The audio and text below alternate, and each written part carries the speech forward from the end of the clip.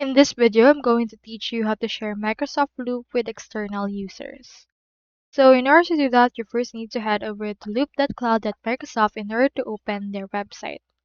From in there, you can find the option to sign up by clicking onto this Get Started option that we can see right here.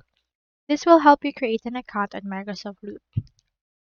Alternatively, if you already have a OneDrive account or a Microsoft Word account or an Office account, you can proceed to use that in here as well. That is because Microsoft applications are interconnected to each other. So for this, just proceed to click on the sign in. Since I already have an account, let me just sign in directly. Now here is my actual workspace on Microsoft Loop. If you want to share this, you can head over and share a page by clicking onto the share icon, clicking onto this page link, and then from in there you can see in here this window that will load and it will open in order to choose right here the link.